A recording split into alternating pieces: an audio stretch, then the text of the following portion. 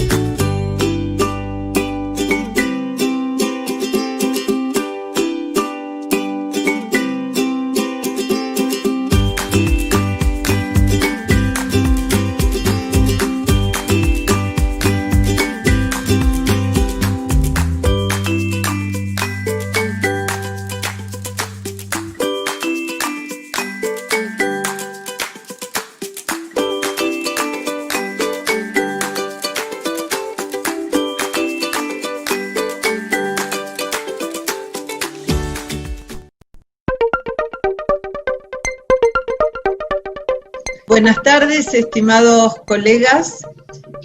Vamos a iniciar esta 10ª jornada de la Fundación Vacunar y realmente, como corresponde, lo primero es el agradecimiento al presidente de la Fundación Vacunar, el doctor Mariano Díaz, así como también a los colegas infectólogos de la Fundación, Florencia Can, Pablo Bombeí y Ricardo Rutiman, porque son los que me han otorgado el honor de ser designada presidente honoraria de este simposio. Así que quiero darles una cordial bienvenida. Hemos trabajado con entusiasmo, tratando de desarrollar un programa que pudiera cumplir las expectativas en estos tiempos tan difíciles en el contexto de la pandemia COVID, y esperamos no defraudarlos en este sentido. Por supuesto que apreciamos y valoramos muchísimo su disposición para participar de esta actividad. Les damos la bienvenida y simplemente vamos a terminar con una frase de Albert Camus. La verdadera generosidad hacia el futuro está en brindarlo todo en el presente. Todos los miembros del equipo de salud estamos trabajando con ese compromiso. Así que muchas gracias por participar y esperamos que el programa sea de su satisfacción. Gracias. Bienvenidos al 10º simposio de la Fundación Vacunar. Les agradezco la presencia de ustedes detrás de las pantallas. Nuestra agenda va a ser desde hoy, el lunes 7 hasta el viernes 11, desde las 18 a las 20 horas, en modalidad virtual, una modalidad a la que nos tuvimos que adaptar y que fue un desafío, y quizás más grande que el desafío de organizar un simposio con la calidad de oradores que vamos a tener para una organización tan chica como la Fundación, pero que bueno, tiene un corazón grande. Quiero agradecer a la dirección de Vacunar por todo el apoyo constante, apoyo económico, apoyo en la confianza que nos brinda para poder siempre seguir adelante, a los sponsors que este año hicieron un gran esfuerzo porque es un año donde todos achicaron sus costos, pero sin embargo estuvieron junto a nosotros, Laboratorio Sanofi, Pfizer, Glaxo, Seqirus, Merck y Synergium. Y agradecerles no solo por el apoyo a este simposio, sino a todos los años anteriores que nos permitieron llegar con mucho orgullo a este 10º evento. También quiero agradecer felicitar y agradecer, por supuesto, a la presidenta del Congreso, la doctora Silvia González Ayala, y a todos los disertantes y coordinadores que realmente han puesto su tiempo, han puesto sus conocimientos y su adaptación para esta forma que creo que es nueva para todos. Cuando hace varios meses, aproximadamente 9 meses, pensamos con el departamento científico cuál iba a ser este año, como hacemos todos los años, año tras año, cuál iba a ser el foco, el centro de la propuesta de este simposio. Sabíamos que iba a girar todo en torno a la pandemia, porque sabíamos que estaba viniendo la pandemia, que iba a llegar y que iba a generar un gran impacto en el sistema de salud. Y decidimos, porque pensamos que algo iba a pasar con las vacunas, y realmente pasó. Alarmantemente bajaron las tasas de cobertura. Por eso es que decidimos unir las vacunas a los tiempos de pandemia y ver qué necesidades hay y va a haber para lo que respecta a la vacunación durante lo que dure la pandemia del COVID. Creo que si bien la pandemia y pánico no se vinculan etimológicamente, cuando sabíamos que iba a venir la pandemia, la sociedad y quizás también las sociedades científicas acaecieron pánico, miedo, que creo que de alguna manera inicialmente nos paralizó. Pero creo que no debemos dejarnos paralizar, no podemos paralizar al sistema de salud, necesitamos que se atienda a esta emergencia sanitaria y también a las otras enfermedades que siguen manteniendo su incidencia y su prevalencia. Y nosotros como médicos debemos también abocarnos a ello. Sabemos todos que la globalización rompió las fronteras epidemiológicas y esto hizo que nos haga más vulnerable al mundo entero, a las pandemias, a su expresión y a su desarrollo. Por eso es muy importante que desde las sociedades científicas pidamos y estimulemos a la interdependencia de los países, a la internacionalización y sobre todo a estimular a que la sociedad forme parte de todas las medidas que se tomen. Necesitamos empoderar a la sociedad porque los médicos solos, sin el apoyo de la sociedad, no vamos a poder manejar la pandemia y todas las enfermedades habituales que tenemos. Creo que debemos pasar de la teoría a la acción. Es muy importante que todos los conocimientos que hemos adquirido sobre la pandemia respecto a los indicadores de salud, a las métricas epidemiológicas, a los determinantes de la salud, se pongan en un contexto político, económico y social que permita que no se debiliten las acciones respecto a las políticas de salud. Hoy estamos en la carrera contra el COVID, en el desarrollo de varias vacunas que ya están en fase 3 y prontas para ser aplicadas. Y esto nos coloca frente a dos paradigmas. Por un lado vamos a tener la vacuna y vamos a tener que de alguna manera decidir cómo se va a distribuir, cómo se va a aplicar, es decir, quiénes van a tener que recurrir a la vacunación de la vacuna contra el COVID, y por el otro seguimos teniendo las tasas muy bajas de vacunación que hacen y que generan un peligro latente de la reemergencia de enfermedades hoy controladas. Para esto necesitamos tener una visión holística los médicos, necesitamos, sobre todo los que trabajamos en prevención, no dejar una cosa por la otra. Por eso es que creo que la capacitación tiene que seguir siendo nuestro fuerte. Para eso estamos hoy nosotros acá y vamos a estar toda la semana. Espero que podamos sacar mucho provecho de los speakers que tenemos, que realmente es un lujo que año tras año nos acompañen, y a ellos quiero agradecerles muchísimo su tiempo y su dedicación. Muchas gracias.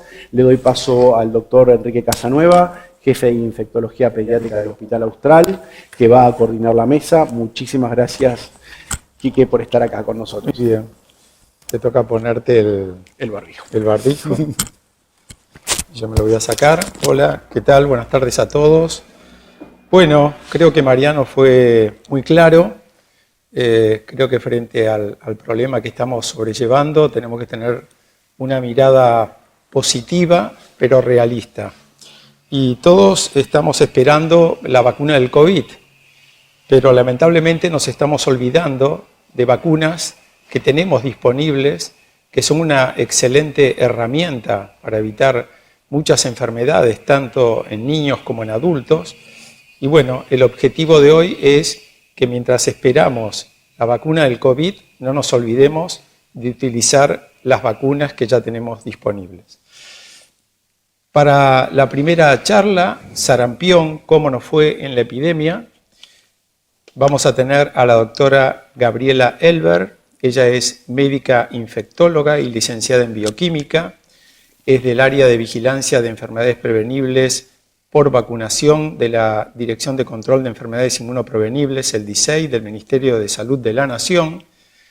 Es infectóloga del Sanatorio San Lucas y del Centro Médico Martín y Omar de San Isidro. Gabriela, por favor.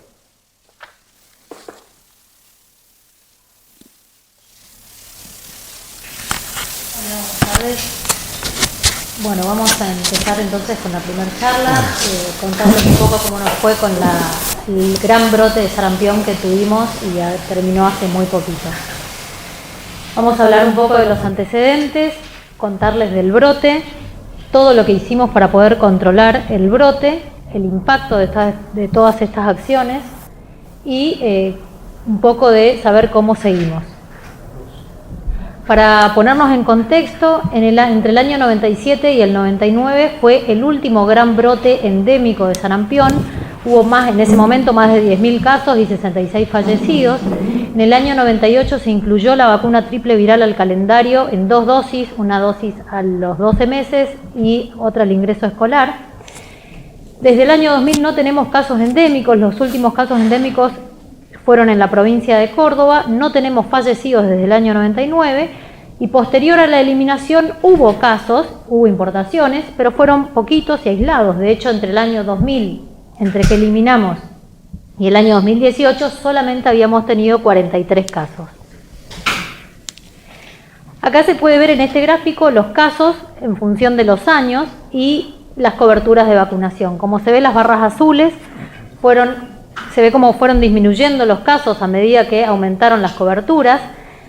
Estas estrellitas rojas son muy poquitos casos que ocurrieron desde la eliminación, por eso ya en este eje ni siquiera puede verse, pero lo que ven acá es que desde el año 2000 veníamos teniendo muy pocos casos y en el año 2019 y 2020 fue un aumento considerable respecto a los años previos.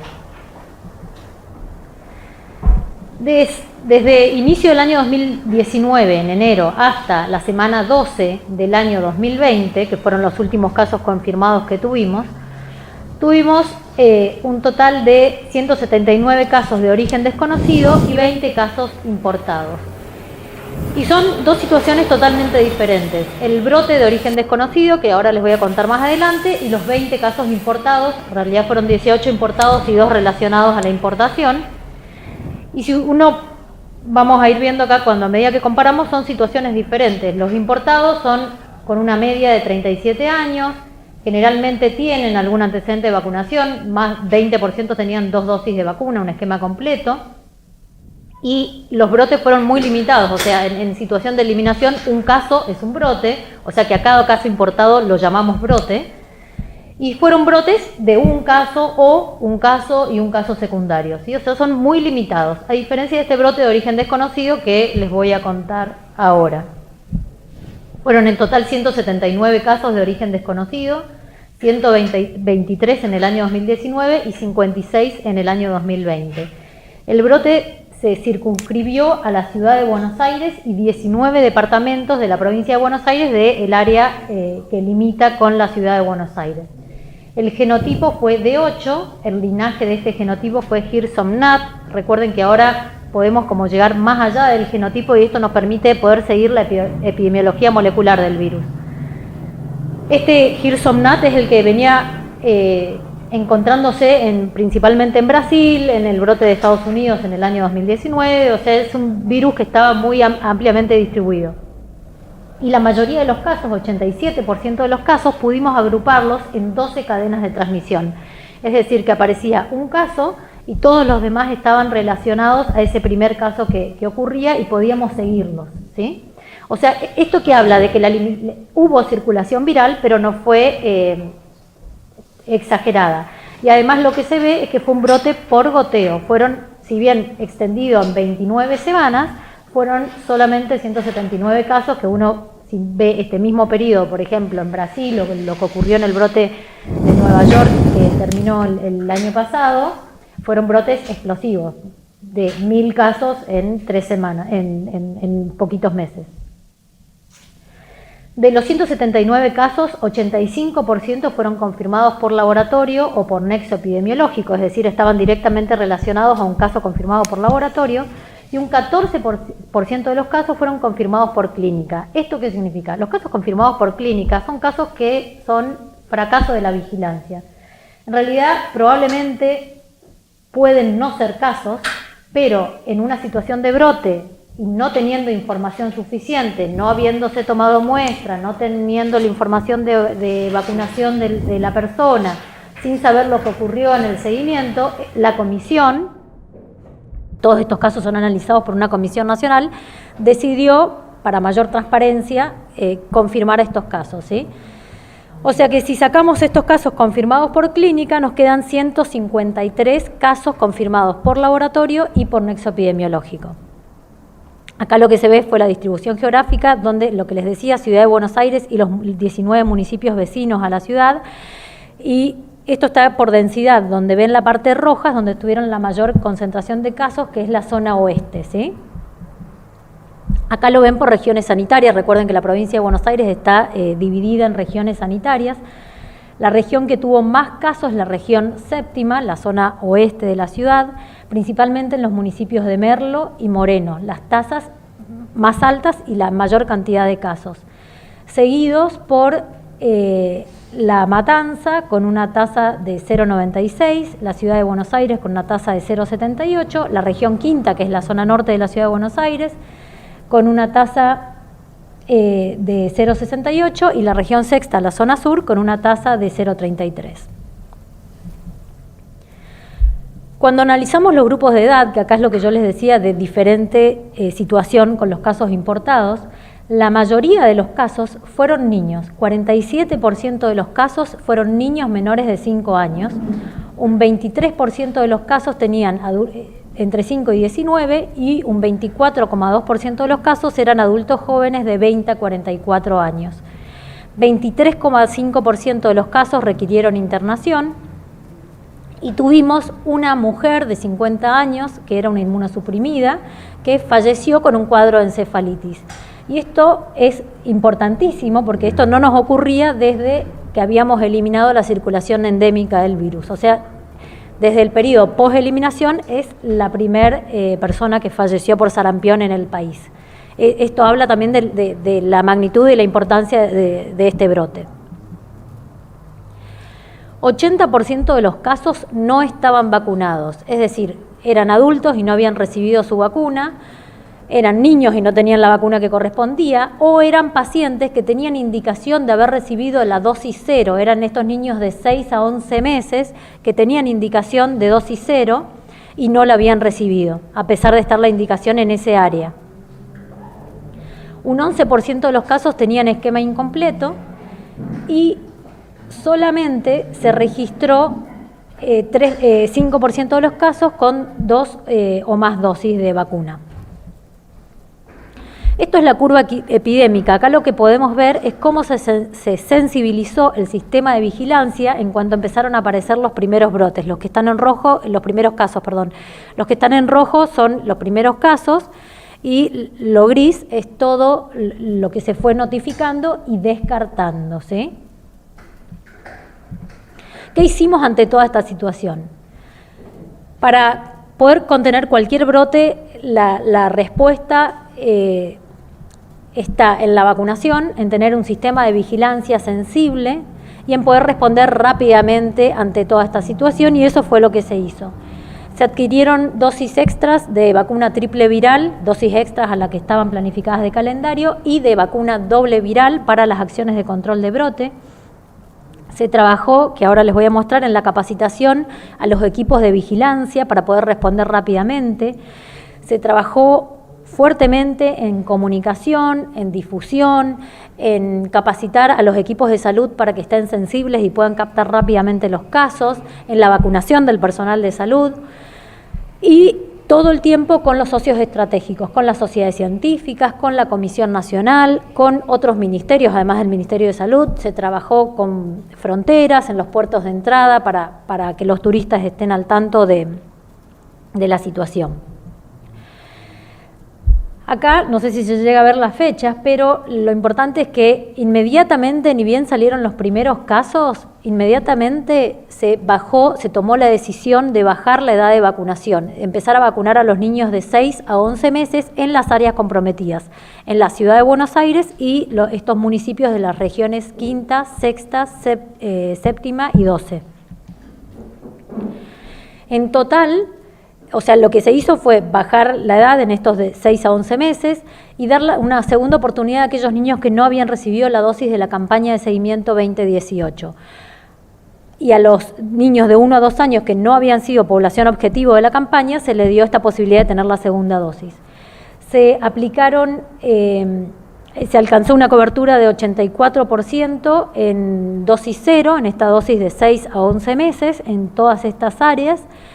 Y en la de 13 meses a 4 años, la cobertura fue más difícil de alcanzar porque es una población que ya se pensaba vacunada, entonces era más difícil de llegar a ellos. Fíjense que las coberturas por región no son tan altas como la de dosis 0. Y el otro gran secreto de esto es que se trabajó directamente en terreno, junto con los municipios, con la provincia, con las regiones sanitarias y con la ciudad de Buenos Aires, semanalmente en reuniones, en salas de situación, yendo a los municipios, estando presentes para la vacunación, y eso fomentó la vacunación en todas estas áreas. Se trabajó, como les decía, en capacitación, se hizo un taller, se había hecho ya en septiembre un taller nacional y en febrero se hizo otro taller específicamente para los municipios afectados de la Ciudad de Buenos Aires y de la Ciudad de Buenos Aires y la provincia de Buenos Aires. Se capacitó vacunadores, se hicieron talleres para vacunadores eventuales para poder salir y vacunar más rápidamente. Y cuando llegó la pandemia y no pudimos seguir con los talleres presenciales, se continuaron con los talleres virtuales en la plataforma de OPS. Siempre tuvimos el acompañamiento de las sociedades científicas, de la Comisión Nacional, de la provincia y de la Ciudad de Buenos Aires, que hasta llegaron a firmar este comunicado de apoyo al Ministerio. Lo que les comentaba, que se trabajó con los equipos de salud, con GIF, para poder sensibilizar la vigilancia de cuándo sospechar sarampión, qué hacer ante un caso. Y lo que no se planificó, pero llegó, fue la pandemia, que es lo que dijeron que atraviesa a todo este congreso, simposio. Y fíjense lo que sucedió. Los últimos casos de este brote fueron en la semana 12, que fue justamente marzo, y cuando entró el primer caso de COVID. Salió las medidas de aislamiento social y preventivo, el 12 de marzo fue el exantema, el 19 de marzo fue el exantema del último caso, y el 20 empezó el ASPO, el aislamiento social preventivo y obligatorio. Acá lo que se ve en este gráfico, cómo rápidamente bajó la circulación de gente, en el primer gráfico de la izquierda, en todas las áreas.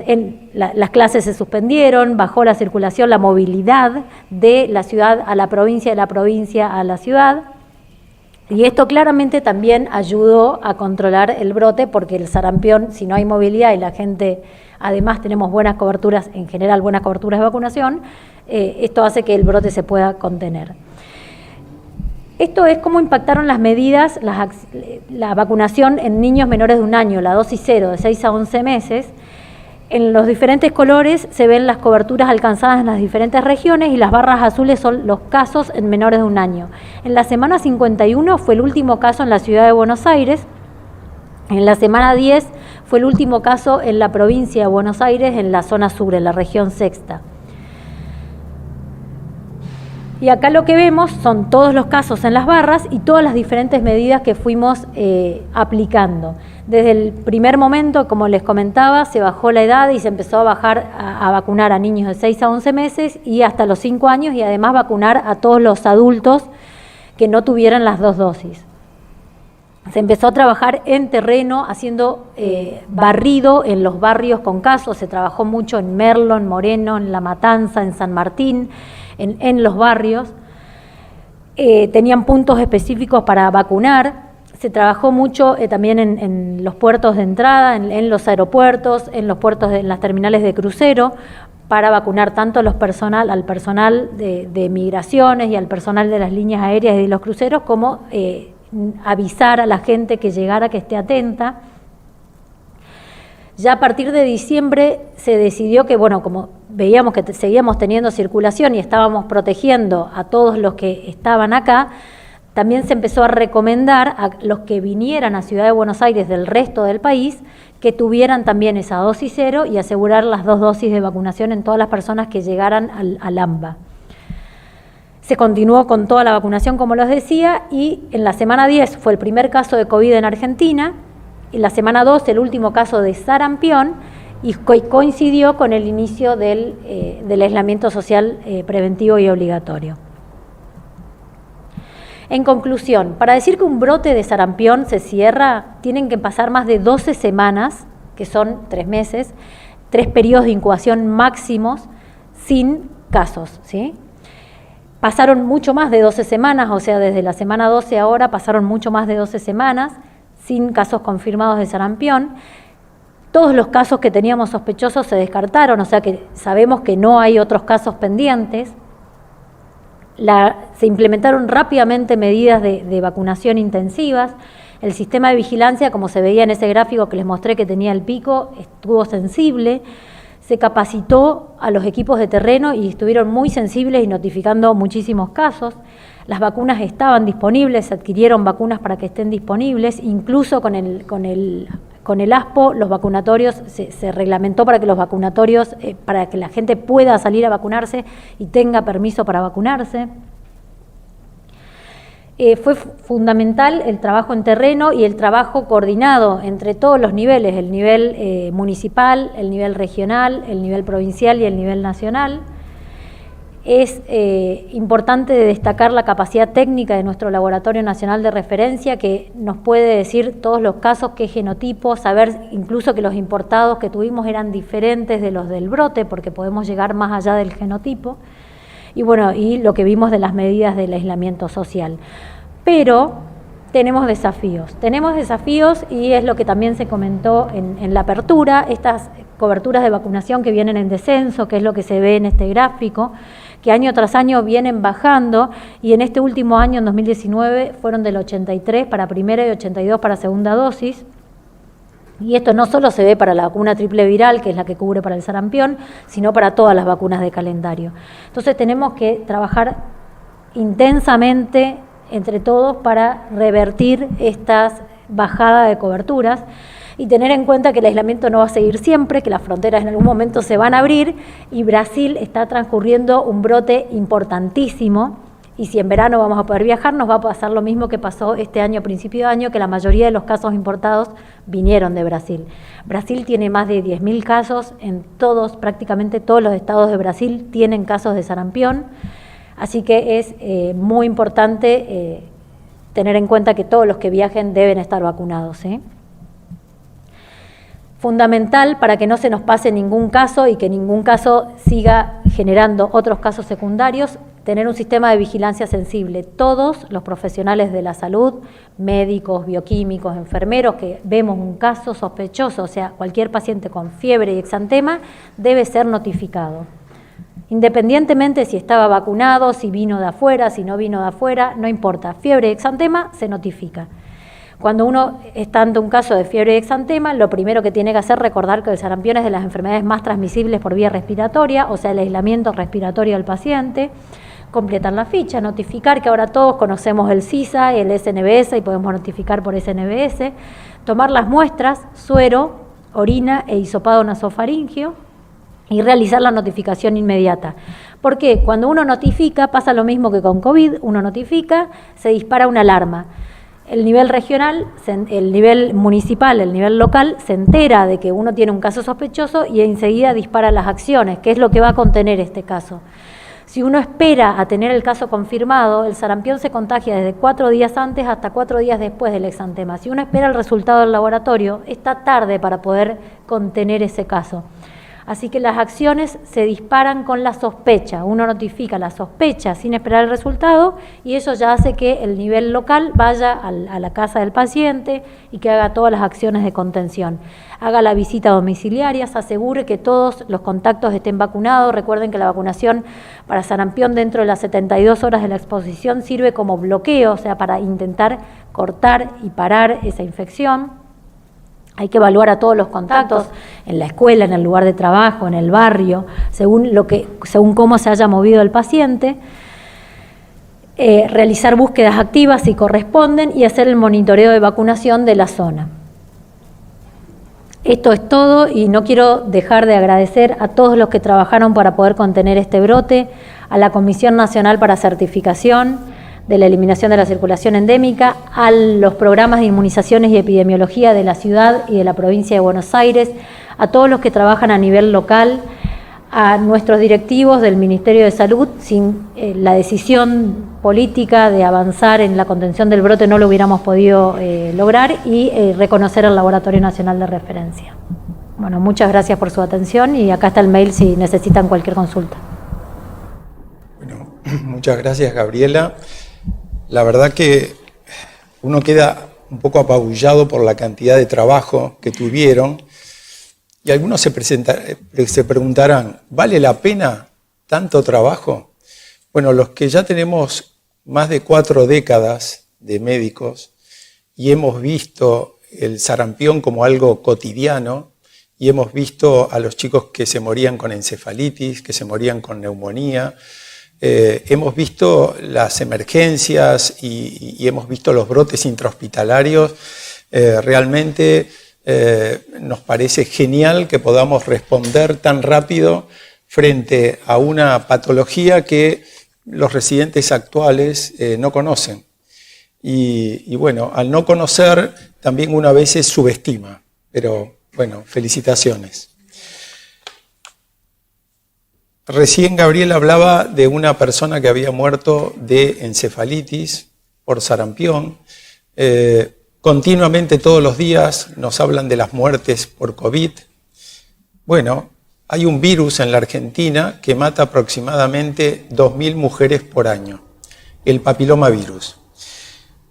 Y tenemos una vacuna efectiva, pero que es efectiva cuando se aplica.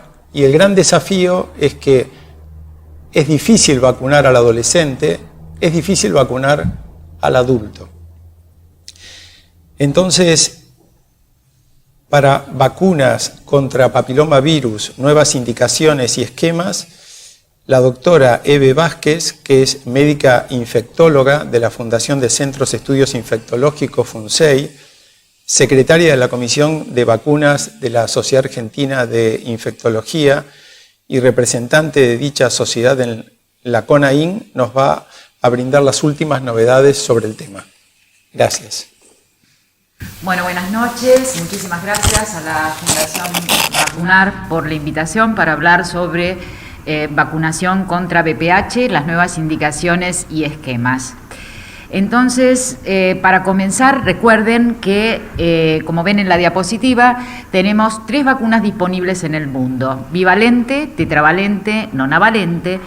Y todas estas vacunas son eficaces, son efectivas, son seguras e inmunogénicas. Y ustedes saben que la única vacuna en este momento que está disponible en la Argentina es la vacuna tetravalente, que va contra los genotipos 6-11 de bajo riesgo y 16 y 18, que son los de alto riesgo. Para entender un poquitito el tema de la disminución de los esquemas en las dosis o bien los esquemas extendidos, hay que entender cómo responde nuestro cuerpo, nuestro organismo, a la infección natural y posvacunación. A la infección natural es importante saber que son genotipos, siempre hablamos de genotipos, son virus que no circulan en sangre, no hay viremia. Por lo tanto, la respuesta inmunológica de anticuerpos, si bien son neutralizantes, es una respuesta lenta, es una respuesta débil. Entonces, la avidez también es variable. Además, hasta el 80% de las mujeres van a tener anticuerpos protectores y hasta recién un 30% de los hombres van a tener anticuerpos protectores, con lo cual los hombres están más susceptibles que las mujeres para nuevas infecciones. Sin embargo, cuando ustedes ven allí el cuadro de la derecha, posvacunación, los títulos de anticuerpos que se alcanzan en el pico son de 10 a 1000 veces más que en la infección natural. Son anticuerpos neutralizantes, tienen alto índice de avidez y de afinidad, persisten por más de 12 años y además no se ha detectado un aumento de la enfermedad en 12 años en estos trabajos randomizados y controlados. Con lo cual, tenemos que tener en claro que la vacunación genera una respuesta robusta de anticuerpos y celular B de memoria. Ahora bien, ustedes saben que los esquemas iniciales en el desarrollo de las vacunas contra el VPH fueron siempre de 3 dosis, con las 3 vacunas disponibles, y que además eso fue en base a los estudios de eficacia en mujeres adultas jóvenes y también en adultos jóvenes hombres, en el caso de la tetravalente y también de la nonavalente.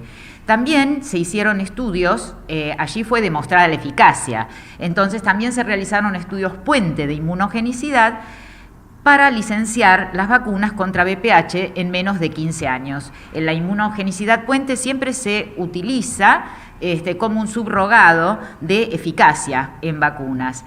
Así que demostraron inmunogenicidad, demostraron eficacia en los grupos en donde esas 3 dosis se habían indicado. Después aparecieron los estudios de impacto y de reducción de genotipos, de verrugas genitales, como en Australia, 90% disminución de las verrugas genitales, los precursores del cáncer de cuello de útero, también en el último trabajo de Drolet del año pasado, que nos muestra que se redujo en menores de 19 años un 50% de las neoplasias intraepiteliales cervicales, 2-3. Esto entonces es muy bueno, pero eso es en países con altas coberturas. Cuando las coberturas son altas, más del 70-75%, como pasaba o como pasa en Australia.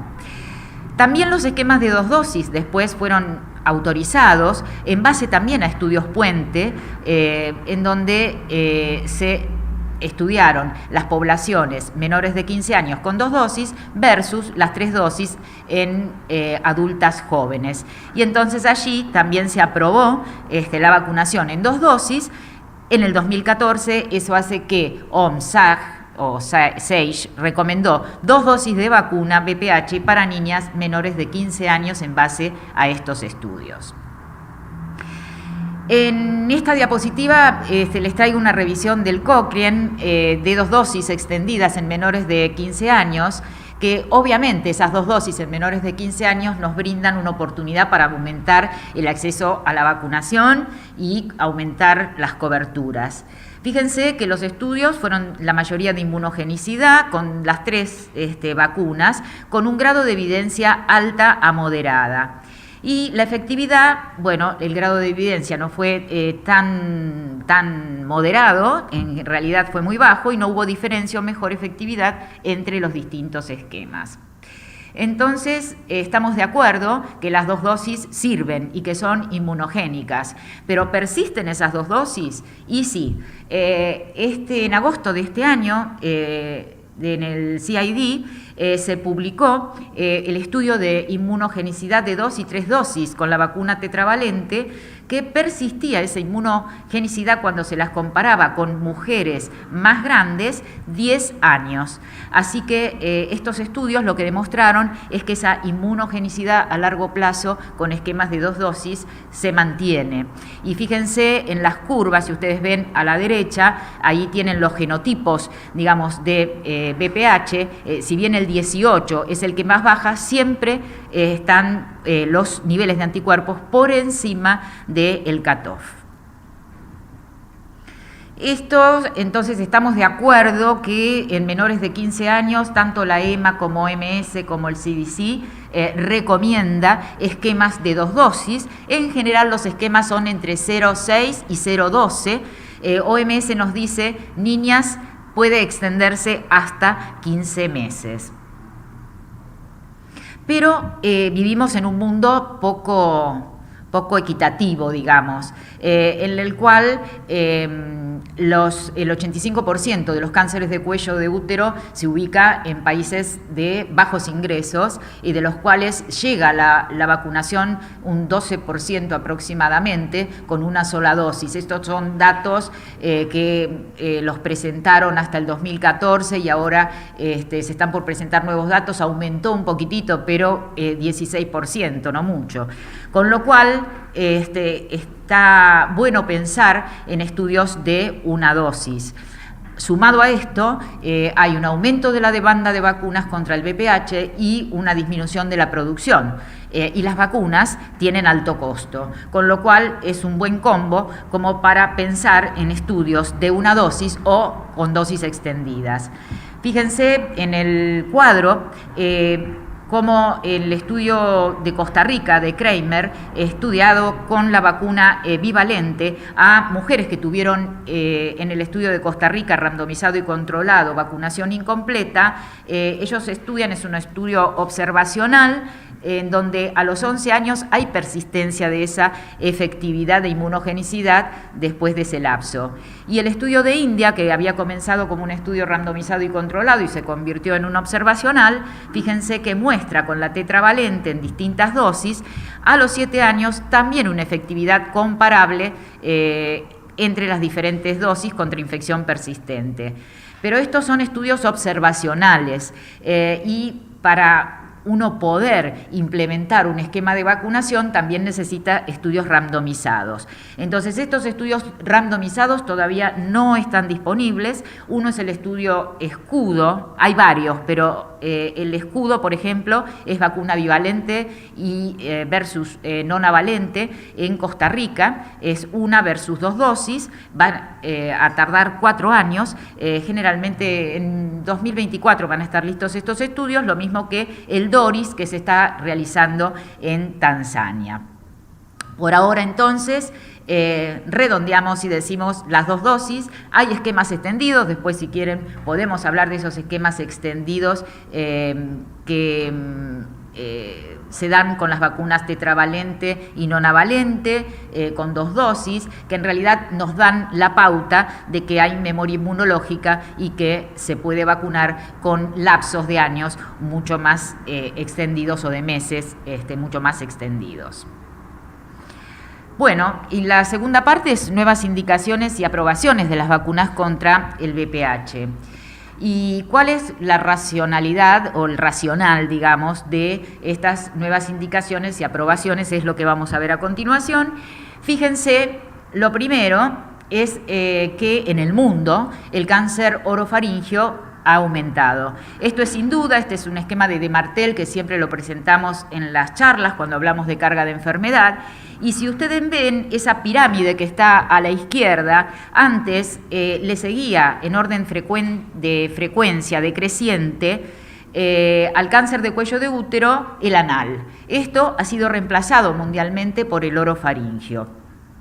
Además, recuerden que el orofaríngeo, bueno, se ve en hombres, en la mayoría de los hombres más que en las mujeres. Recuerden que son por el VPH 16 en el 90% de los casos, 3% son en el 31%, y esto hay que tenerlo presente porque son cánceres, o es un cáncer que está contenido en las vacunas disponibles.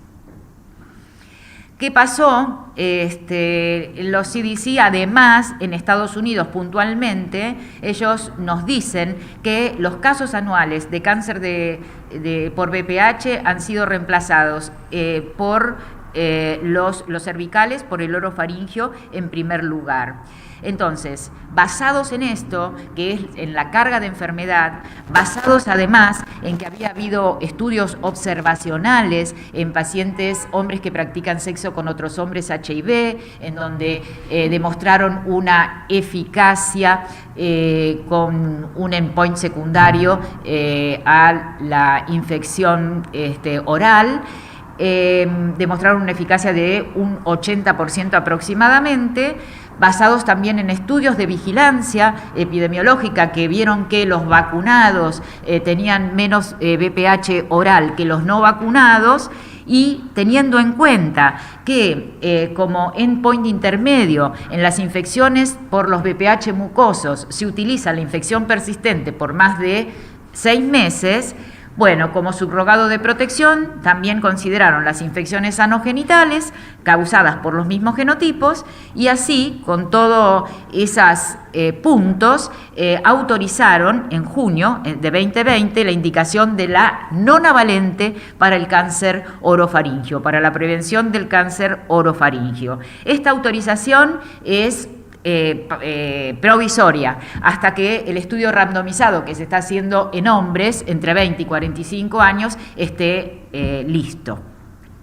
Así que, bueno, eso es con respecto al racional, pero de la 9, que nosotros recuerden que no la tenemos disponible en la Argentina. Con respecto a otras poblaciones con mayor cargo de enfermedad, tenemos los pacientes VIH positivos. Ustedes saben que los pacientes 2 a 22 veces más las mujeres tienen cáncer de cuello de útero cuando padecen esta infección. Los hombres que practican sexo con hombres y que tienen también VIH tienen una carga de cáncer anal altísima, de 135 por 100.000, y la población general lo tiene en 2 por 100.000, esa es la tasa de incidencia. También con respecto a vulva, vagina, pene y al orofaríngeo. Y si uno analiza también otras poblaciones de riesgo, los trasplantados también tienen una tasa de incidencia estandarizada que uno, cuando los compara con los pacientes VIH, es una tasa elevada, sobre todo para vulva, vagina, para pene y para orofaríngeo. Los hombres que practican sexo con hombres, si no son HIV, también tienen una mayor tasa de incidencia de cáncer anal, y lo que queremos también ahora últimamente hacer foco es en otras poblaciones, como por ejemplo las enfermedades inflamatorias sistémicas, en donde tienen, fíjense, hasta 2 veces y media más NIC de alto grado y cáncer cervical. Con respecto a otras poblaciones de riesgo, trabajadores sexuales, enfermedad oncológica previa por VPH, abusados sexualmente, son poblaciones que están en mayor riesgo de adquirir la infección. Lo otro es, bueno, la vamos a indicar en adultos. Las vacunas ya no hay duda que son seguras, inmunogénicas, eficaces, efectivas en adultos. esto tanto en hombres como en mujeres, para la BPH4 y la nonavalente. También para la bivalente ha demostrado ser eficaz y efectiva, pero siempre hay que aclarar que la eficacia es menor que previo al inicio de la vida sexual activa. También las vacunas han demostrado sobre todo estudios de seguridad e inmunogenicidad en esta población de la que les hablaba anteriormente, las enfermedades sistémicas inflamatorias, artritis reumatoidea, lupus eritematoso. En general, esos pacientes que han sido sometidos a esos trabajos de inmunogenicidad tienen tratamiento de base inmunosupresor. Generalmente son trabajos, en la mayoría, menores de 20 años tiene la población. La vacuna ha sido segura y no hay evidencia de reactivación de la enfermedad de base. Como hemos dicho, también en hombres que practican sexo con otros hombres es costo efectiva en menores de 40 años. Esto le debió estos trabajos a que Inglaterra la incorpore en el calendario hasta los 40 años en esta población. Y en los receptores de trasplante, ahí tenemos un problemita, diríamos, porque si bien seroconvierten, hay escasa persistencia de anticuerpos. A los 2 años los anticuerpos bajan terriblemente, entonces los expertos y nosotros mismos nos hemos planteado si hay que recomendar una dosis de refuerzo. Los pacientes VIH, ya hay pilas de trabajos con vacunas. En general son trabajos de seguridad e inmunogenicidad. También se ha demostrado que hay la tasa de infección persistente en pacientes VIH vacunadas versus las no vacunadas es menor, y también que es costo efectiva en la población de hombres que practican sexo con hombres HIV positivos mayores de 27 años. Allí es donde se la utiliza como tratamiento adyuvante, tratamiento de ayuda, por ejemplo, para la prevención de la neoplasia intraepitelial anal, que ustedes saben que a pesar de los tratamientos, el 60% recurre dentro del año, con lo cual uno acá los está indicando más que nada porque la carga es muy importante, la carga de enfermedad. Bueno, entonces, para ir finalizando, vamos a presentar las recomendaciones internacionales. Fíjense que en Australia, más allá de las vacunas, ahí tienen las edades en las cuales están licenciadas, están en calendario nacional de inmunización, pero fíjense, para hacer foco en las nuevas indicaciones, como en Australia, las mujeres tratadas por NIC de alto grado, los pacientes hombres que practiquen sexo con otros hombres y los huéspedes inmunocomprometidos, independientemente de la edad, se le indica la vacunación. En Estados Unidos, a estos mismos grupos hasta los 26 años, y en el Reino Unido era hasta los 40, y ahora con la nonavalente hasta los 45, hombres que practican sexo con otros hombres, personas VIH positivas y especialmente mujeres con historia de enfermedad por VPH de alto grado, y evalúan otros huéspedes inmunocomprometidos. Estas son las indicaciones en poblaciones especiales en Latinoamérica, porque estamos en Latinoamérica, así que vamos a repasar qué hacen otros países de 9 y 26 años de edad. Fíjense cómo para VIH, generalmente tanto Brasil, Uruguay, Chile, bueno, la indican dentro de su calendario. Panamá tiene hombres que practican sexo con otros hombres hasta los 40 años, HIV positivos incorporados, receptores de trasplante, salvo Paraná, también en todos. Y fíjense cómo Chile, Panamá, Uruguay ya están incorporando en abuso sexual y pacientes oncológicos en Brasil. En nuestro país la vacuna está disponible, aprobada a partir de los 9 años sin límite de edad, para ser utilizada, en este caso sin límite de edad, en el subsector privado. Lo mismo sin límite de edad, sepan que los estudios de eficacia se realizaron hasta los 45 años.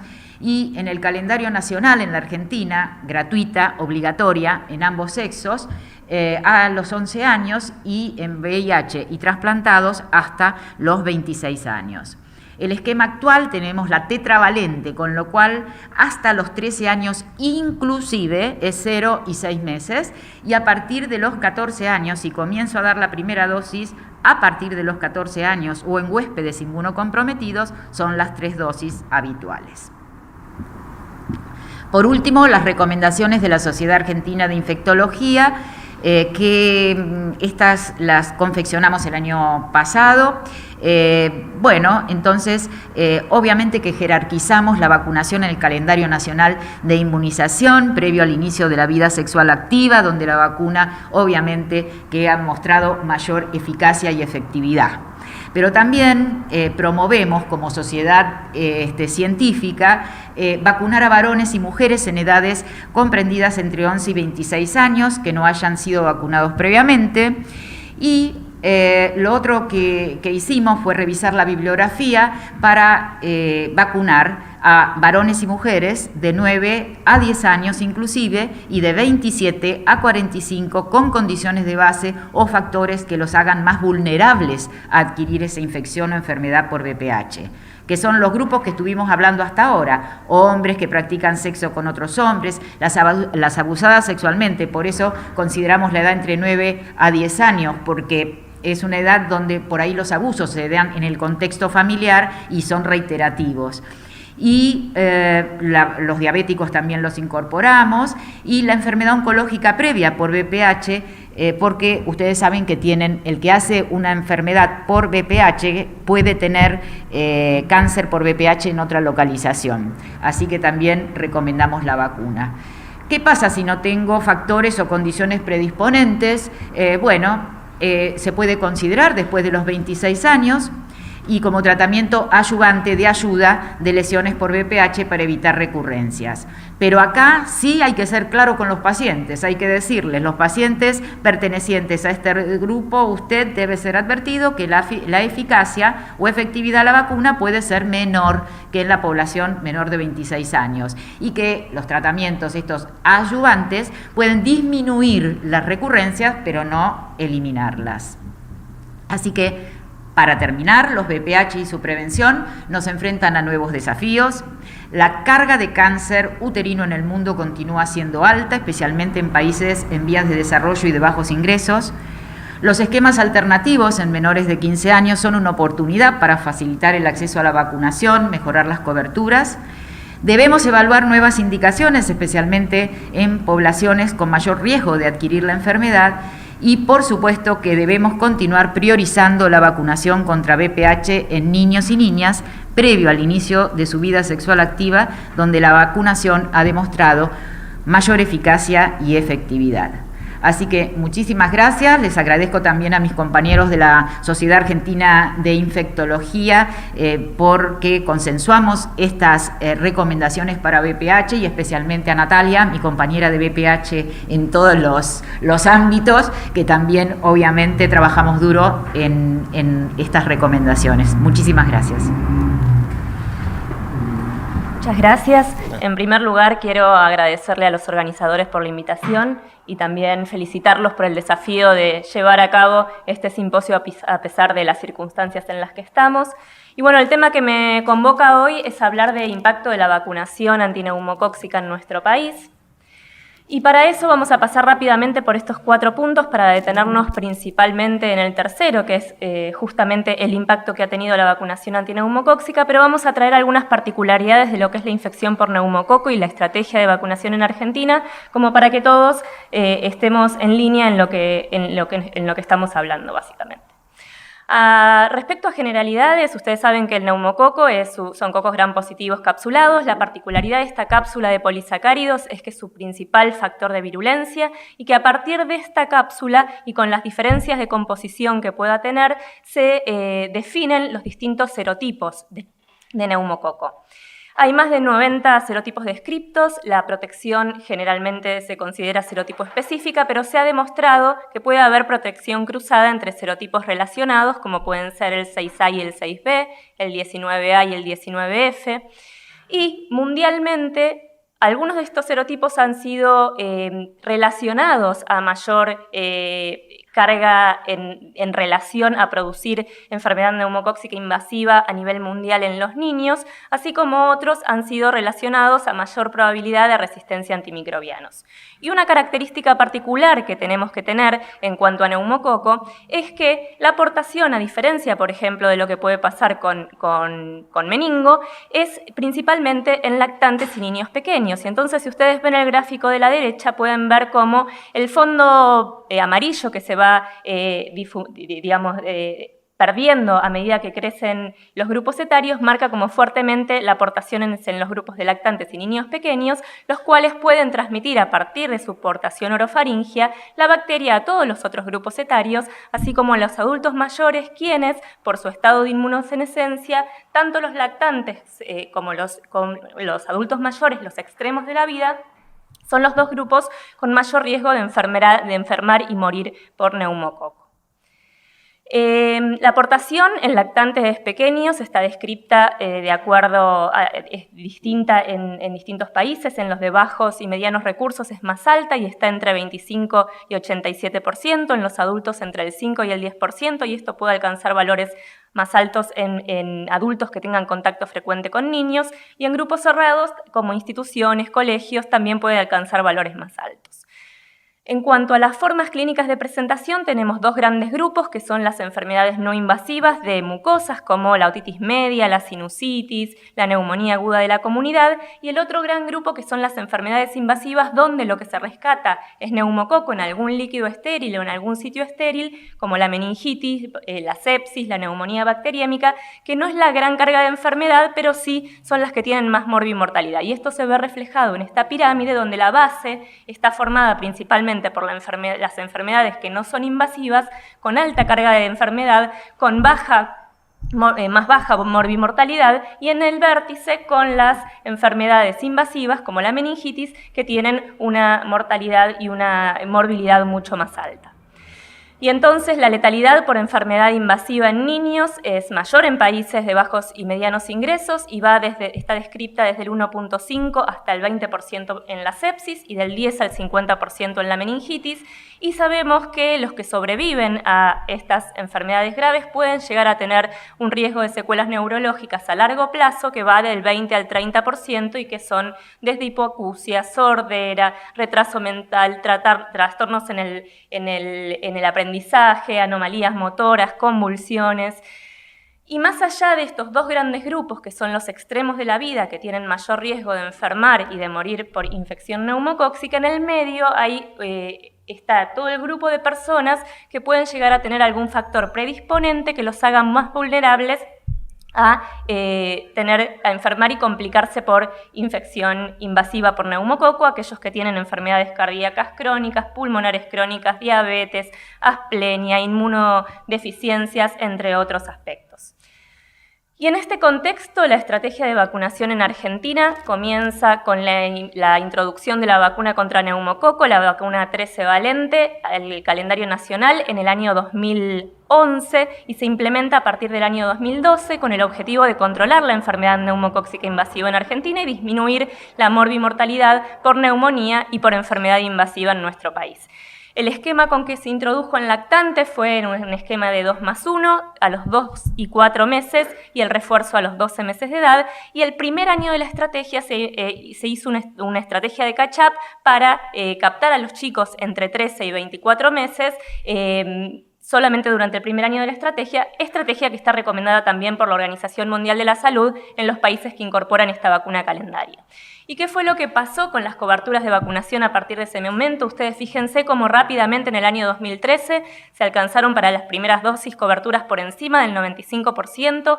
La realidad es que fueron muy buenos los resultados para esquema completo con el refuerzo por encima del 85%, y eso se sostuvo durante 2013 y 2014, pero a partir de 2015 empezamos a ver una caída sostenida en las coberturas de vacunación, como pasa con el resto de las vacunas de calendario, llegando al año 2019 a una primera dosis del 87%, que si comparamos con las que teníamos en 2013 y 2014 son 10 puntos menos de cobertura para primera dosis, y en el refuerzo llegando apenas al 80%, que son también entre 5 y 8 puntos menos de lo que habíamos llegado a alcanzar para 2013-2014. Más allá de esta estrategia, en el año 2017 se genera también la Estrategia Nacional de Vacunación contra Neumococo en Adultos, a pesar de saber que la vacunación de niños con vacunas conjugadas contribuye también a la disminución de la aportación nasofaringea y de esa manera generar una protección de rebaño y una protección indirecta contra la enfermedad neumocóxica en los adultos, se decidió hacer una intervención dirigida para vacunar adultos con esquema secuencial con el propósito de colaborar con disminuir la incidencia de las complicaciones y las secuelas y mortalidad por neumonía y enfermedad neumocóxica invasiva en Argentina, destinada a los grupos de mayor riesgo, que son las personas de mayores de 65 años y las personas entre 5 y 64 años que presentaran alguna enfermedad, alguna comorbilidad, algún factor de riesgo para aumentar su riesgo de enfermedad neumocóxica invasiva. Dividiendo tres grandes grupos, las enfermedades que son inmunosupresoras, las no inmunosupresoras, pero que predisponen a esta enfermedad, y el trasplante de células hematopoyéticas, para cada uno de los cuales hay un esquema secuencial que está detallado en estos lineamientos técnicos a los que ustedes tienen acceso en la página del Ministerio de Salud, que no tiene sentido detenerse ahora, pero que los pueden consultar en la página. Y la base racional de este esquema secuencial tuvo que ver con que la vacuna 23 valente demostró eficacia para disminuir la enfermedad neumocóxica invasiva, atenuar el impacto de la neumonía aguda de la comunidad y brindaba cobertura para la mayoría de los serotipos que provocaban enfermedad grave en adultos. La Neumo 13 generaba en adultos mayor inmunogenicidad en la mayoría de los serotipos que compartía con la 23, proveyendo también eficacia contra la neumonía aguda de la comunidad y la enfermedad invasiva para los serotipos vacunales. Y en sí el esquema secuencial ofreciendo y asegurando una mayor protección en poblaciones vulnerables, ofreciendo mayor inmunogenicidad a través de la Neumo 13, mayor cobertura de serotipos a partir de la Neumo 23, eficacia para prevenir la neumonía por Neumo 13 y la eficacia para la prevención ampliada en lo que tiene que ver con enfermedad invasiva con las dos vacunas.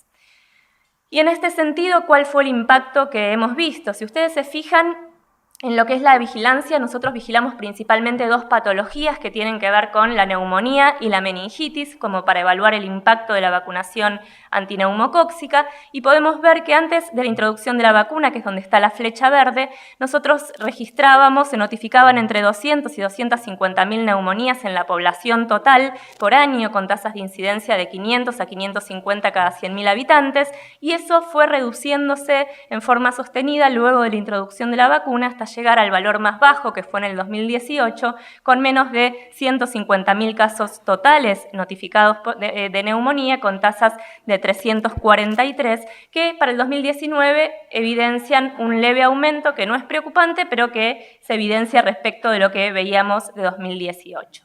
Ahora, cuando nosotros desagregamos por grupos etarios, acá también las barras van a ser casos y número de casos y las líneas van a ser tasas de incidencia. Las que están en azul son globales para toda la población y las que están en rojo es en menores de 5 años. Ustedes pueden ver cómo en general el descenso de los casos y las tasas está relacionado fundamentalmente al descenso que se produjo en el número de casos de neumonías y en las tasas de incidencia de neumonías en la población de menores de 5 años, y este pequeño aumento que se ve hacia 2019 también relacionado fundamentalmente con el grupo de menores de 5 años. Si pasamos entonces ahora a las meningitis, esto es lo mismo, las barras son casos, las líneas son tasas de incidencia, la flecha azul marca la introducción de la vacuna y ustedes pueden ver cómo las tasas de incidencia y el número de casos a lo largo de los años han ido disminuyendo en forma sostenida, alcanzando también el número más bajo en 2018, con menos de 100 casos, cuando teníamos antes de la introducción de la vacuna entre 150 y 250 casos en la población global, y con tasas de incidencia de alrededor de 0,2 para tasas que veníamos manejando entre 0,4 y 0,5 cada 100.000 habitantes antes de la vacunación. Y un pequeño aumento sí registrado hacia el año 2019, volviendo a superar nuevamente los 100 casos en la población global de meningitis por neumococo.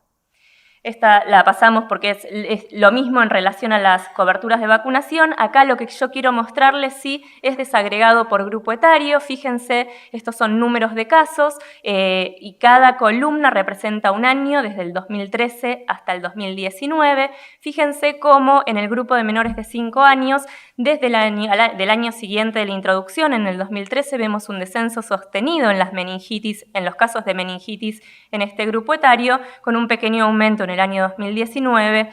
Y en los otros grupos etarios vemos este inicio en el descenso del número de casos por ahí un poco más diferido en el tiempo, pero que lo veníamos viendo en los últimos años, y que para el año 2019 también para el grupo de 5 a 9 años y el grupo de 45 a 64 años vemos un leve aumento de casos. Si desagregamos a su vez en los menores de 5 años en grupos etarios, en subgrupos etarios, vemos que la gran carga de enfermedad en meningitis estaba relacionada fundamentalmente a lo que ustedes ven como la línea azul, que son los menores de 1 año, y la línea roja, que son los que están cursando su primer año de vida. Los menores de 2 años se llevaban la gran carga de enfermedad de meningitis y son los que en los que se ha visto la reducción en las tasas de incidencia a partir de la introducción de la vacuna de una manera franca y sostenida, y que hacia el año 2019 estamos viendo un pequeño aumento en las tasas de incidencia, que como ya les dije antes no es preocupante, pero en principio es como para empezar a observar. Si hacemos un análisis global de lo que son las meningitis pre- y post-vacunación en menores de 5 años, lo que vamos a ver es que realmente la reducción ha sido significativa en todos los grupos etarios menores de 5 años y alcanzando alrededor de un 50% y en algunos casos hasta superándolo respecto de lo que era la era pre-vacunación. Y en este caso vamos a detenernos en lo que respecta a serotipos. Estos también serotipos en menores de 5 años, comparando el periodo pre-vacunación con el post-vacunación, en el cual podemos ver que antes las columnas azules es el periodo pre-vacunación y las columnas rojas es el periodo post-vacunación. Los serotipos que están detallados son los que están incluidos en la vacuna 13 valente, que es la que tenemos en calendario. Fíjense cómo antes de la introducción de la vacuna, los serotipos más importantes eran el 3, el 5, el 7F, el 19 y el 14 y el 19A. 3 de estos que les nombré han sido los que han tenido el mayor impacto en cuanto a reducción a partir de la introducción de la vacuna, y los que son más prevalentes luego de la introducción de la vacuna siguen siendo el 1, el 3 y el 14. Y si ustedes se fijan en la barra de serotipos no incluidos, en la vacuna trivalente, en la barra roja muestra cómo en el periodo post-vacunación han aumentado, sobre todo a expensas del 24F y del 12F. Pero si nosotros vemos el gráfico que ustedes tienen a la izquierda, esto es el número de casos por año de enfermedad neumocóxica invasiva según serotipos estén o no incluidos en la vacuna. Los incluidos son la línea verde y los no incluidos las líneas rojas. Fíjense cómo la carga de enfermedad neumocóxica invasiva previo a la introducción de la vacuna era mucho mayor de lo que tenemos en el periodo posterior, cómo han disminuido los serotipos incluidos en la vacuna a partir del inicio de la vacunación y cómo han aumentado los serotipos no vacunales, pero nunca en la magnitud tal de volver a generar la gran carga de enfermedad que tenía neumococo antes de la introducción de la vacuna. El gráfico de barras de la derecha lo que muestra es proporcionalmente cada año cuánto significan los serotipos incluidos y cuánto los no. Fíjense cómo antes de la introducción de la vacuna aproximadamente 85% de los serotipos que provocaban enfermedad neumocóxica invasiva en menores de 5 años estaban incluidos en la vacuna 13 valente, y en la actualidad, al 2019, solo el 22.6% son serotipos incluidos en la vacuna. Y esta diapositiva es un trabajo del Servicio de Bacteriología Clínica del Instituto Malbrán, a quienes les agradezco. Ellos trabajan fuertemente en la vigilancia laboratorial, en la identificación de los serotipos circulantes de las muestras que les llegan y en poder colaborar también con nosotros para la vigilancia global de esta enfermedad. Este es un estudio en el cual ellos evaluaron los serotipos en población adulta en el periodo 2013-2017, justo al año siguiente de la introducción de la vacuna para niños en nuestro país y hasta el año en el cual se comenzó con el esquema secuencial en adultos. Y aislaron 761 aislamientos de neumococo, de los cuales el 68% correspondieron a neumonías, el 13% a sepsis y un 12.5% a meningitis. De esos serotipos de esas muestras identificaron 61 serotipos, de los cuales los más prevalentes fueron el 3, el 8, el 12F, el 7F y el 1, con diferencias algunas entre de acuerdo a cuál fuera la patología, pero lo que ellos hicieron a partir de este trabajo fue tratar de identificar qué cobertura potencial darían las dos vacunas, tanto la 13 valente como la 23 valente, de acuerdo a los serotipos que se aislaron en enfermedad neumocóxica invasiva. Y si ustedes se fijan, la cobertura que daría para los serotipos aislados la 13 valente fue un global del 41% aproximadamente, la 23 valente del 73%, sin diferencias demasiado marcadas entre el grupo de menores de 64 años, de 18 a 64 años, y el de mayor de 65 años, con un esquema combinado que cubriría el 75% de los serotipos aislados. Y el gráfico que está a la derecha, para ya ir terminando, que también es muy interesante, ustedes fíjense que acá lo que muestran es por año la cobertura teórica que darían cada una de estas dos vacunas. Las dos líneas superiores corresponden a la vacuna 23 valente, la primera, la superior, es en la población de 18 a 64 años, la que está abajo es en la población de mayores de 65 y lo mismo en las dos líneas de abajo para la 13 valente. Fíjense como para el año 2013 los serotipos que se identificaron tendrían una cobertura con la 23 valente de aproximadamente promedio entre los dos grupos un 77% y hacia el año 2017 una cobertura un poco más baja de aproximadamente el 73%. Pero lo que es más llamativo es en la cobertura teórica que daría la vacuna 13 valente. Acuérdense que estamos en el periodo en el cual empezaron a vacunarse los niños con el esquema de neumococo en calendario nacional. Y en el año 2013 los serotipos aislados tendrían una cobertura teórica para la 13 valente de alrededor del 50% y hasta el año 2017 de alrededor del 37% de los serotipos identificados en enfermedad neumocóxica invasiva. Lo que, entre otras cosas, nos puede hacer suponer que probablemente esta disminución en la enfermedad neumocóxica invasiva en adultos por serotipos incluidos en la vacuna 13 valente esté relacionada con la inmunidad de rebaño que genera la vacunación de niños y, por lo tanto, la menor transmisión de la aportación orofaringea a los adultos mayores o a los adultos que pueden enfermar también por esos serotipos. Y entonces, ya para finalizar y algunos desafíos y conclusiones, el primer desafío que quiero marcar es el de sostener los logros en vacunación. Como ya hemos visto en presentaciones anteriores y como ya se ha comentado, las coberturas de vacunación en el país para la mayoría de las vacunas, si no todas, están en un franco descenso, lo cual genera un pool de susceptibles, digamos, que se va acumulando y que puede llevar a reemerger o a generar brotes de enfermedades que nosotros consideramos que están controladas. Y eso es una obligación de todos, porque las vacunas no hace falta simplemente que estén en el calendario, sino que lleguen a la gente. Y eso tiene varias aristas, desde el poder, digamos, que tiene el Ministerio de Salud de otorgar y proporcionar las vacunas hasta que esas vacunas estén accesibles y hasta que la población sepa que tiene las vacunas disponibles. Captar oportunamente a la población objetivo y garantizar el acceso a la vacunación tiene que ser actividad de todos nosotros y de todos los niveles. Evitar oportunidades perdidas de vacunación, todo contacto con el sistema de salud tiene que ser a cualquier edad una oportunidad para vacunar si no está correctamente vacunada la persona que se acerca al sistema de salud. Fortalecer estrategias de comunicación, sobre todo con la población objetivo para cada una de las vacunas. La gente tiene que poder saber que vacunarse es un derecho y por lo tanto reclamar ese derecho, pero para eso debe conocer las vacunas que le corresponden y nosotros como sector salud somos quienes les tenemos que informar.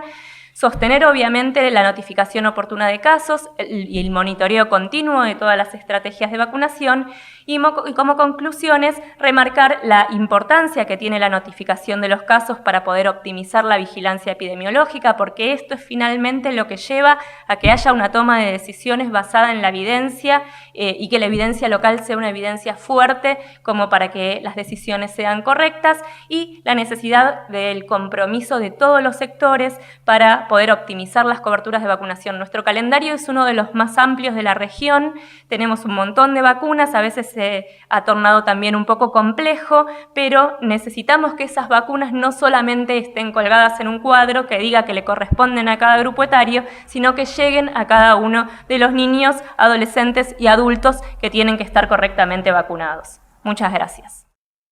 Comparto totalmente tus últimas palabras.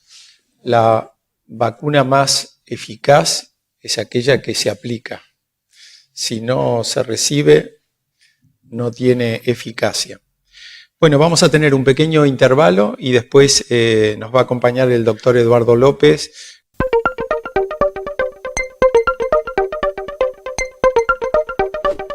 Muy buenas noches, la invitación a la Fundación Vacunar.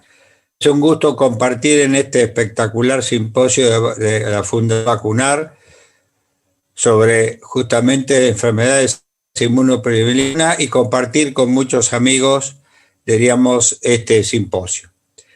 A mí me toca hablar sobre gripe, su prevención durante la pandemia de COVID-19, y ustedes saben que la influenza es siempre una enfermedad grave, en primer lugar porque es un virus mutante, tiene una enorme capacidad de mutación. En la era que nosotros estamos hablando, si el COVID-19 muta o no muta, este virus de influenza tiene una enorme mutación, tiene una alta transmisibilidad, una circulación impredecible, diríamos, y un cuadro clínico en pediatría que comienza como un catarro de vías aéreas y o bronquiolitis, muy diferente a lo que pasa en adultos, y el tratamiento, que generalmente tiene utilidad, habitualmente no se tiene en cuenta, porque en muchas poblaciones el diagnóstico de gripe generalmente no se hace adecuadamente. Y además, la utilización de vacunas tiene una muy baja prevención. Si uno analiza lo cual es el impacto desde el punto de vista fisiopatogénico del virus de influenza, fíjese usted, esto es una cosa sana, ahí observa bien el epitelio ciliar del epitelio respiratorio, y fíjese usted qué le pasa a ese epitelio, cómo desaparece cuando uno observa todos esos elementos globosos o redondeados, eso es todo el virus de la gripe y cómo prácticamente destruye y hace ciliar, lo que habla bien a las claras de que es un virus que tiene una espectacular acción patógena. Yo quise acá traerles algo para comparar el virus ahora Princeps que está circulando, el SARS-2 COVID-19, cómo se parece o no se parece al virus de influenza. En primer lugar, el virus que a mí hoy me toca hablar, el virus de influenza, tiene una estacionalidad bastante definida, como es otoño e invierno, y a lo sumo comienzo de primavera. En cambio, el virus de COVID-19 hoy por hoy se está comportando sin una estacionalidad definida. La transmisibilidad de ambos es alta, pero la reproductividad del COVID-19 es mayor que el virus de influenza. El otro punto interesante es que mientras aparentemente en el COVID-19 los niños transmiten la enfermedad, pero se contagian habitualmente de los mayores, en el caso del virus de influenza, los reservorios y propagadores en el hogar y en el medio ambiente son los niños de edad escolar. El virus de influenza tiene una pequeña ventaja sobre el virus COVID-19, que tiene un periodo de incubación corto, lo que facilita la transmisibilidad, diríamos. En cambio, el periodo de incubación del COVID-19 es de 2 a 14 días, si bien el 50% de los casos lo hace entre el 4 y el 5º día. Pacientes presintomáticos es frecuente en la influenza, 6 a 40%. El COVID-19 también es muy frecuente y ahí hay mucha discrepancia de cuál es el número.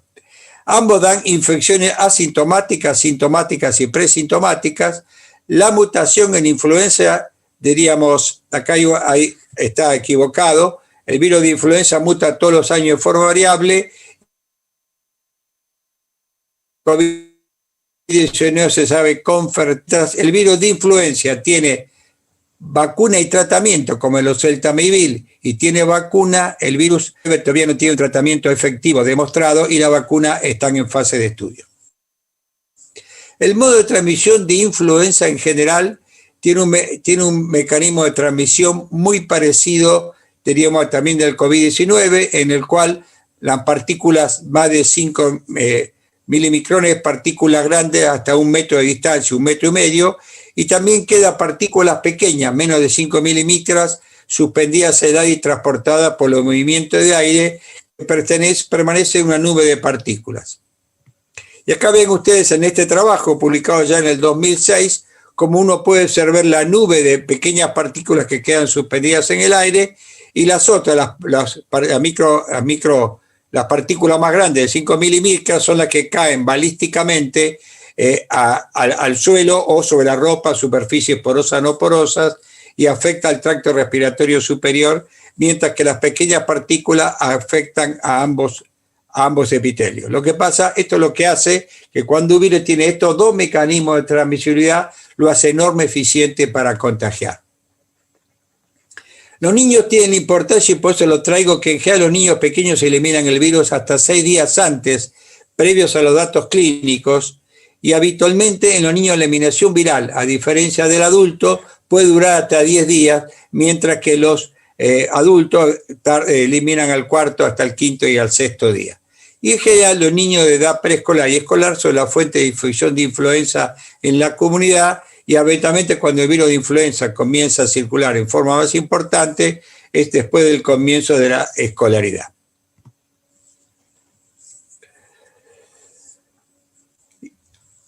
Y acuérdense ustedes siempre que es el niño de edad escolar es el que disemina el virus en la comunidad y quien lo trae a la casa, con lo cual establece lo que le llamo el círculo virtuoso de la gripe, donde en general el niño de edad preescolar o escolar trae el virus a la casa y contagia a adultos mayores, a adultos, inclusive a niños pequeños, que son los dos grupos que tienen mayor carga de enfermedad, los niños menores de 1 año y los adultos mayores, así como los niños de comorbilidad.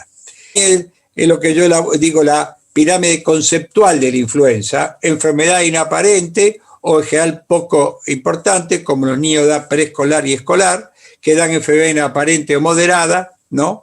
En esta etapa, por ejemplo, los individuos que tienen enfermedad moderada, es importancia del método diagnóstico para el tratamiento precoz y aislarlos.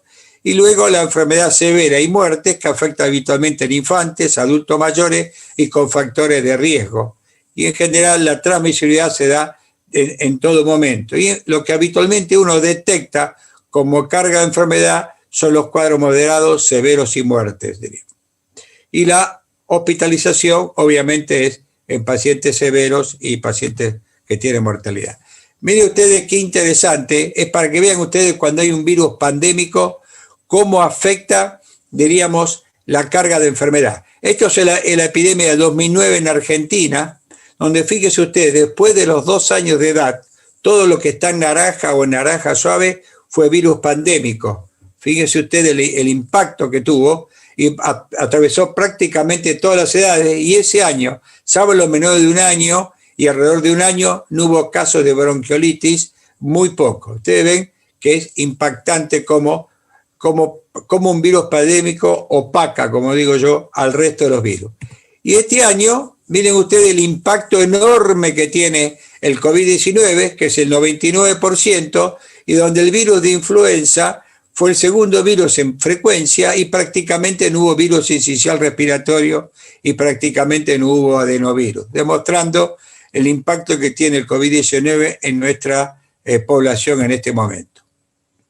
Yendo un poco a la vacuna de influenza disponible, usted sabe que clásicamente una vacuna inactivada trivalente de influenza que está compuesta históricamente por 2 subtipos de antígenos del virus de influenza A, H1N1 y H3N2, y un tipo del virus B.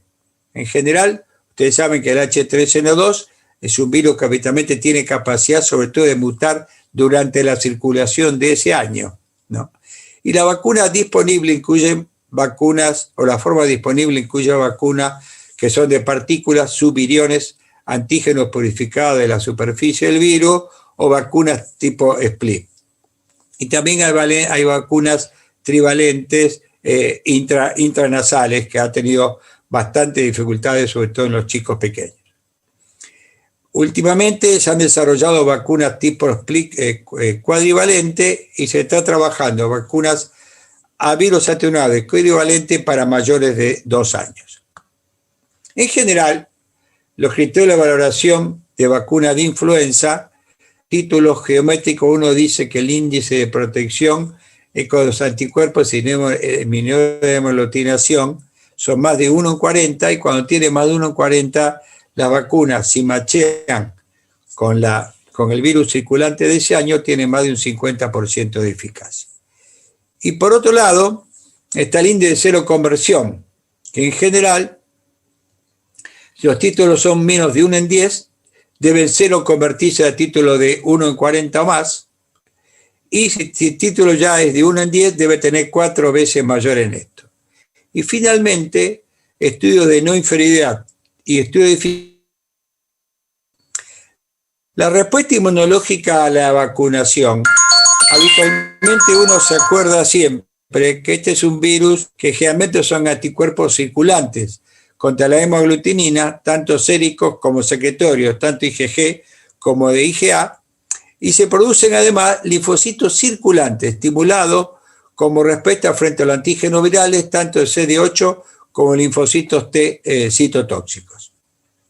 Los anticuerpos se detectan bastante rápidamente, entre 7 a 10 días en adultos y un poco más tarde en chicos, alrededor de 10 a 14 días. Quiere decir que uno puede utilizar una estrategia de vacunación tratando que al cabo de una semana, 10 días, los adultos ya están con protección y los chicos requieren alrededor de 10 a 2 semanas. 10 días a 2 semanas.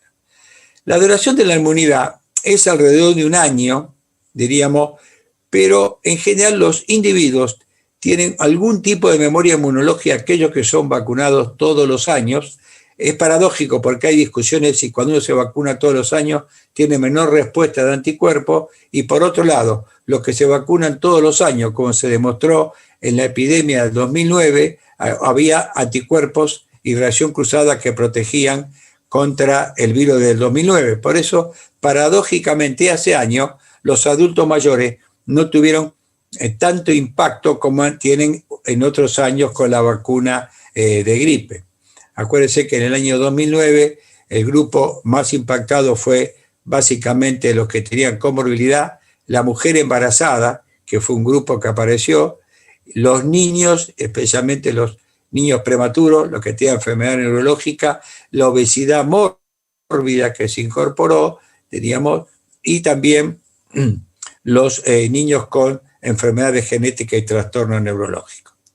La eficacia de la vacuna antigripal, según los años, varió de un 30 a un 80%, y en general la eficacia clínica, en general uno la puede medir de distinta manera en influenza, y este es uno de los temas más interesantes para tener en cuenta. Uno lo mide con los datos que se mostraron antes, como se previene la enfermedad. Pero a su vez, en influenza, teniendo en cuenta que las vacunas no tienen eficacia de 90-95%, como es el resto de las vacunas o la mayoría de las vacunas que utilizamos en la práctica pediátrica, diríamos que el segundo mecanismo es si yo puedo prevenir las complicaciones, como la hospitalización por neumonía o la mortalidad, por ejemplo. O puedo manejarme con el ausentismo laboral. La efectividad de la vacuna de gripe en adultos, se estima que la efectividad oscila entre el 40 a 60%, dependiendo de la coincidencia de las cepas vacunales con las cepas circulantes. Cuando hay mayor coincidencia, tanto en el subtipo y en el clado, de las cepas vacunales con las circulantes, la eficacia de la vacuna aumenta en forma importante. Segundo, la edad y estado de salud. En general, los adultos mayores vinculados a inmunosenescencia responden en menor título de anticuerpos que los adultos o los niños de edad escolar, por ejemplo. Y por supuesto el estado de salud, hay enfermedades como inmunodeficientes oncológicos y demás que hacen que ya respondan en este aspecto menos.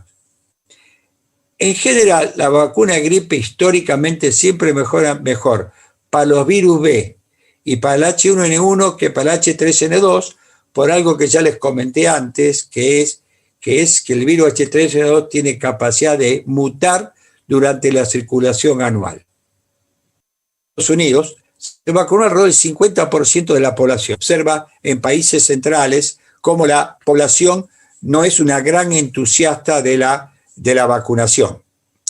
La efectividad vacunal de la temporada tuvo un rango fíjense ustedes, muy corto, y de 44% contra el H1N1.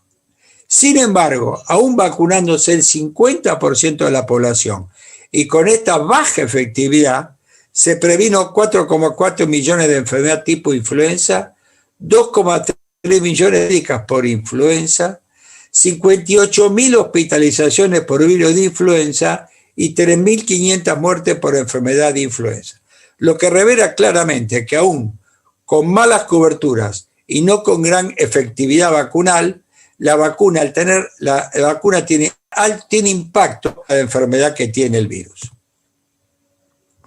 En general, en pediatría, diríamos, la gran mayoría de los estudios se hizo con vacuna trivalente y tiene una efectividad global del 52%. Pero miren usted el rango, del 24 al 83%. En efectividad, cuando uno tiene confirmado por cultivo por PCR, la efectividad aumenta y llega al 63,5% tomando todas las edades. Y en los chicos de 6 meses a 23 meses, fíjense ustedes, es de un 63%. Que sí que en pediatría, que a nivel, en Argentina es un grupo que se vacuna mucho menos que los otros grupos, como vamos a ver, la efectividad vacunal de virus de influenza es muy alta, diríamos, comparado, diríamos, con no tener nada. El otro dato es la vacunación en embarazadas. Tiene dos impactos. Protege a la mujer embarazada, que presenta mayor riesgo de hospitalización y de padecer de formas graves, y proteger a los menores de 6 meses, dado que no hay vacuna en menores de 6 meses. Y este es el trabajo clásico de Samar, publicado en New England Journal of Medicine, en la raya, en la línea azul, fíjense ustedes el grupo no vacunado de las madres, y los individuos, y en lila están los niños nacidos madres que recibieron la vacuna de trivalente de gripe. Fíjense ustedes cómo la incidencia de casos de influenza fue mucho menor en el grupo de las madres vacunadas, demostrando la efectividad de la vacuna para proteger a los niños en los primeros meses de la vida. ¿Cuál es el futuro de las vacunas de influenza? En realidad tenemos dos realidades, ¿no? Las vacunas cuadrivalentes es lo primero que es la primera realidad de los últimos 2 años, 2 cepas de virus, diríamos A, y 2 cepas de virus B, tanto el linaje Yamagata como el linaje Victoria.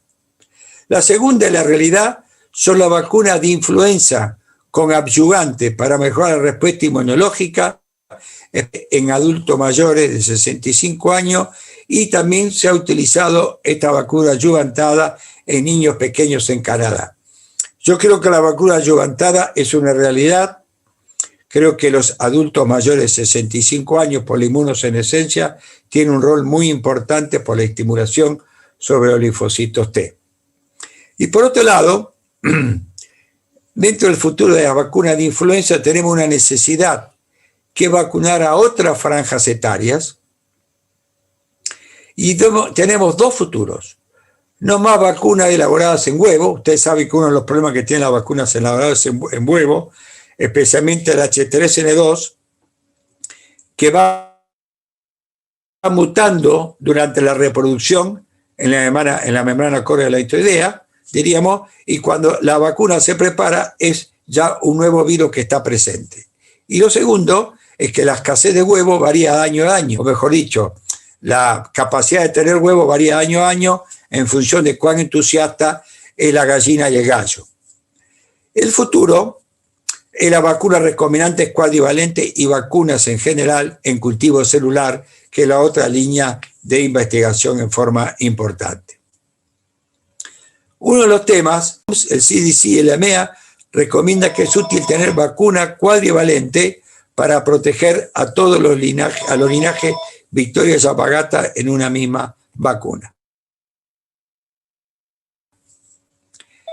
Las otras coberturas, América Latina debe mejorar las coberturas en general, pero especialmente pediatría y grupo de riesgo. Y la pregunta que yo siempre me hago, ¿por qué nos vacunamos? ¿Por qué nos vacunamos mejor? Yo creo que un tema es que no se logra introducir el concepto de mortalidad en gripe. Fíjense ustedes, todo el mundo está preocupado por el COVID-19 y todo el mundo se olvida la cantidad de casos que hubo el año pasado de gripe. La protección para influenza, por otra parte, no tiene visibilidad en la sociedad o es muy baja. Este año mejoró mucho por la homologación del COVID-19. Por otra parte, nosotros los médicos no la prescribimos con gran entusiasmo y muchas veces no verifica su aplicación en tiempo y en forma. Uno la receta y no sabe si realmente la aplico. Y finalmente, a veces las campañas oficiales llegan tarde, ¿no? En general parecería poco oportuno exterminar la vacunación del virus de influenza en primavera. Por lo tanto, estas son mis reflexiones. Muchas gracias por la atención y que sigan disfrutando de este simposio de la Fundación Vacunar. Muchas gracias.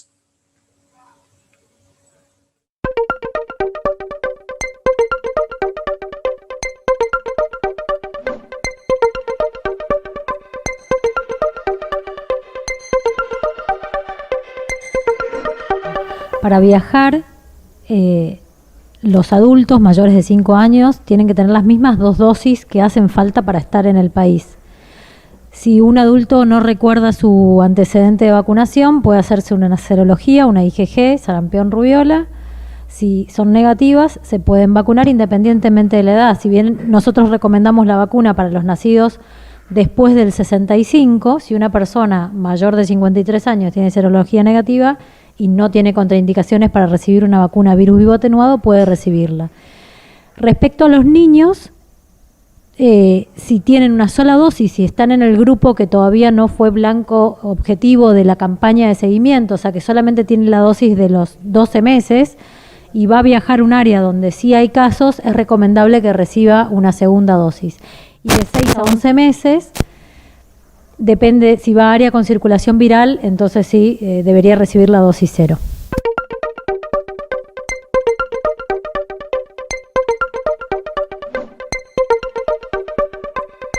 Y para todas las vacunas, cuando se interrumpe, en general y salvo excepciones, cuando se interrumpe un esquema de vacunación, no se vuelve a iniciar ese esquema, con lo cual HPV le corresponde las generales de la ley. Uno continúa con la dosis correspondiente.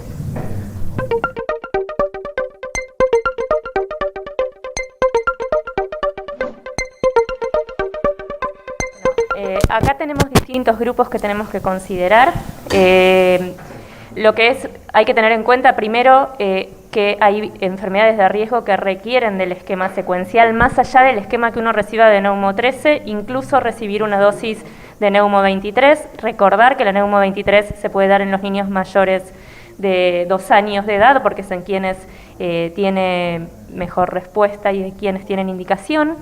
De lo que son lactantes más chicos, la realidad es que en los casos particulares como prematurez e inmunosupresiones severas, estaría recomendado hacer esquemas de 3+1 más que el esquema 2+1 del calendario nacional de vacunación. Son situaciones muy puntuales que hay que considerar individualmente y no son todos los que tienen factores de riesgo para neumococo. Un paciente que puede tener una cardiopatía es el esquema habitual del calendario nacional de vacunación, pero sí las inmunosupresiones severas por ahí y los prematuros que hay como un consenso de que irían mejor con el esquema de 3+1. Y sí también tener en cuenta que los niños más grandes, los que salen de lo que es el esquema de calendario nacional, entran dentro de la condición de esquema secuencial si tienen alguna comorbilidad de riesgo, ¿no? En donde tienen indicación de su vacuna, los mayores de 2 años, de su dosis de Neumo 13, si tienen alguna inmunosupresión, alguna patología inmunosupresora, recibir la dosis de Neumo 23 con 8 semanas de diferencia,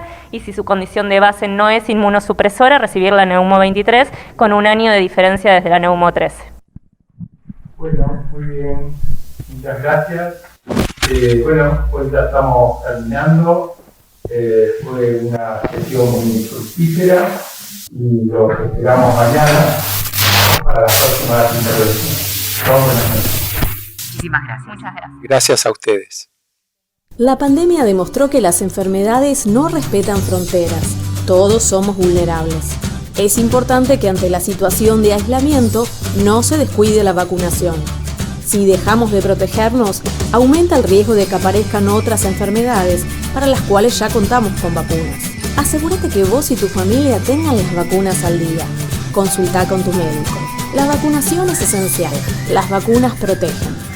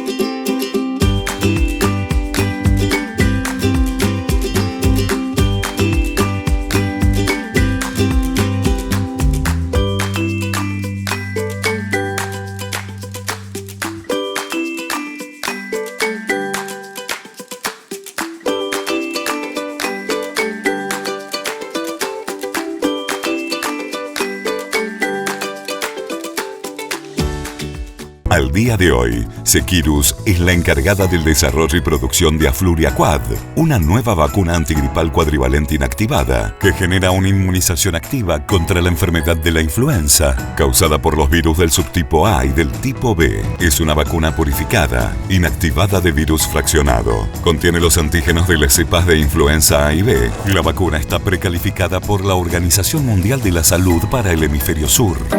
En Melbourne se produce la vacuna estacional y pandémica antigripal basada en el trabajo con huevos. Allí mismo también se genera desarrollo técnico e investigación, refinamiento y terminación.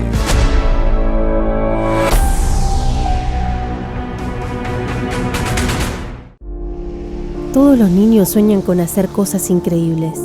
Algunos lo logran y otros lo guardan momentáneamente, hasta que la vida les regala la oportunidad de hacer algo único.